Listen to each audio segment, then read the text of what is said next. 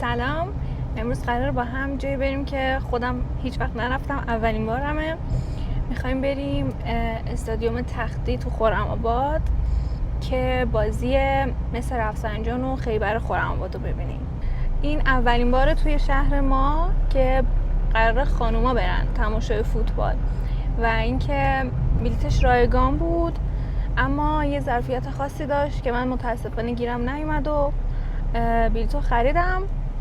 الانم نزدیک سالن تختی هستیم و قراره بریم ببینیم چجوری. هوا خیلی گرمه، نمیدونم چقدر قرار شلوغ باشه، ولی قطعا توی این درجه از گرمای خرم‌آباد خیلی قراره اذیت بشیم. این ترافیک رو میبینین؟ به خاطر سالن تختیه. تا کجا ترافیکه؟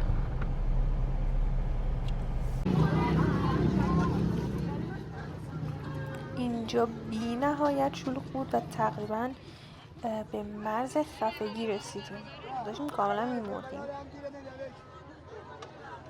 با هزار بدبختی رسیدیم داخل و از شانس خوبم جای خوب نشستم.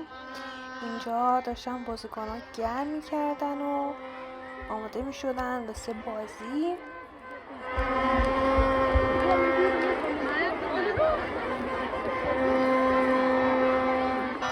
و بالاخره بازیکن‌ها اومدن داخل زمین که بازی رو شروع کنن.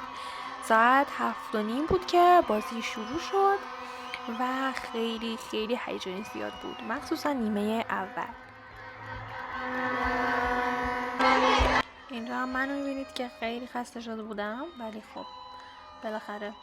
این دودای رنگی هم که میبینین واسه اینه که رنگ سبز رنگ خیبره و دودش خیلی خفه کننده بود، ولی خب وایب باحالی میداد به اون فضا. و اینکه انرژی خانوما چقدر زیاده. این اولین باری بود که این استادیوم پر از آدم شده بود، یعنی هیچ وقت این استادیوم پر نشده ها. اولین بار بود که پر شده بود، اونم توسط بانوان غیور لر.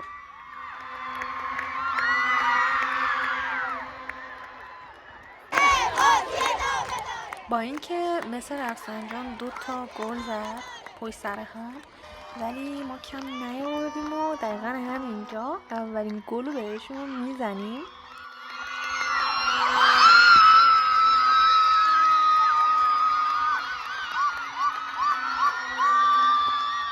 طولی هم نکشید که گل دومم زدیم. خیلی سریع گل دومم میزنیم و حتی گل سوم.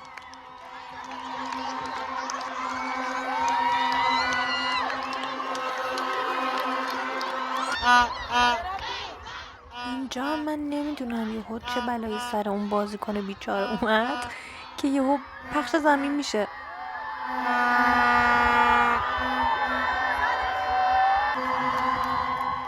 نتیجه بازی هم 3-2 ما تونستیم مثل رفسنجان رو شکست بدیم و برد خیلی خیلی شیرین و دلپذیری رو بچشیم. اینکه پر از خانوم بود سالن تختی، خیلی قشنگ بود.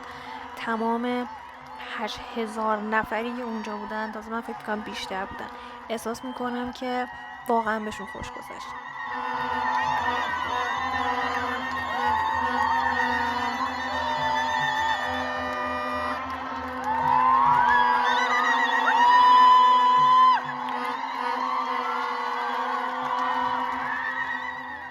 آخرش هم همچنان داشتن شادی میکردن مردم و خیلی خیلی شلوغ بود و اصلا ماشین گیر نمیومد واسه برگشتن. ولی به نظرم این شادی و لذتی که خانوما داشتن و تجربه کردن میارزید، به همه شلوغیاش میارزید.